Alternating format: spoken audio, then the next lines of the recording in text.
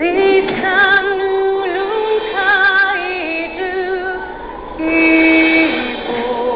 isang malayong lugar na kung tawagin ay di kalayuan, may isang kaharian na may 4 na mahiwagang bato.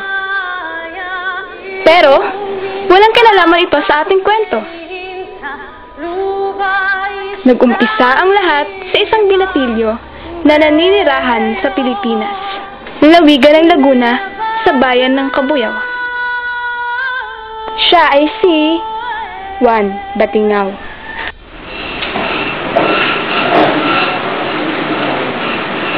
Bilang kabataan, bilang kabuyenyo, napaka-ordinaryo sa akin ang mga panahong ito.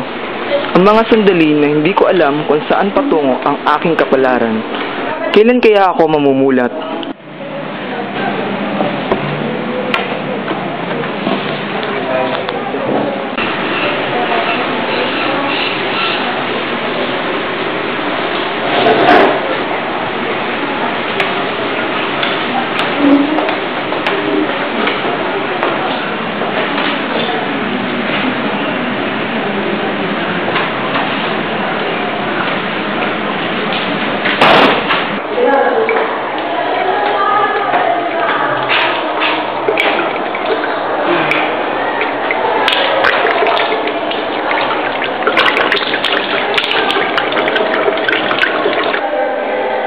Ano?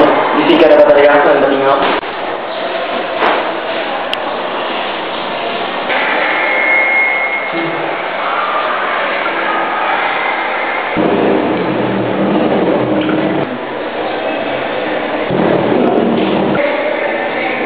Ano ako ang sabi niya?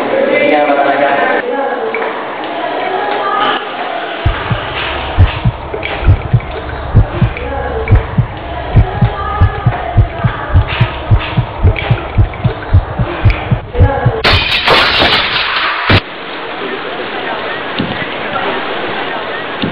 Ito, tira ka muna.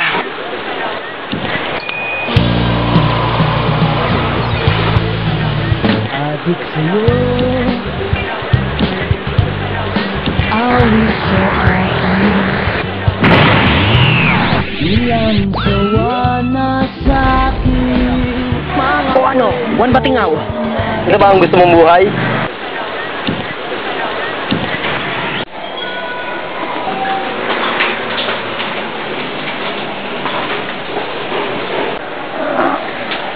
Teka, nasan ako? Ba't nasa ospital ako? Anong nangyari, Dok?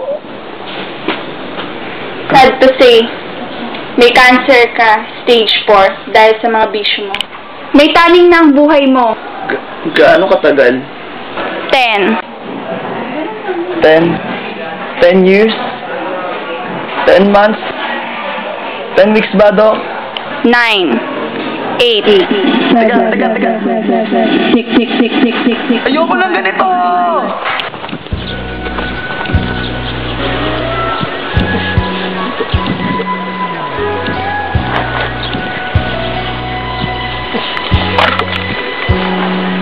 Kung natapos ko ang aking pag-aaral. Oh, Juan, asawa ko, dito ko na pala. Huh? Mga anak, ang tatay niyo may dalang bigas. Hawakan muna tong anak natin. Paghahanda lang kita ng pagkain. Ito ba ang buhay na gusto mo? Ayoko lang ganito! Asan ako? Sir, nasa conference room po. Ba't? Ano meron? Meron po tayong general meeting ngayon ng inyong engineering here. Ganun ba? Ito ang gusto ko. Okay, people. You may take your seat. Palagay ko, gising na nga ako. Tama, dun nga ako patungo. At uumpisan ko na ngayon. Ako, si Juan Batingao, isa sa mga magtataguyod ng ating bayan pagdating ng panahon. Ikaw, gising ka na ba?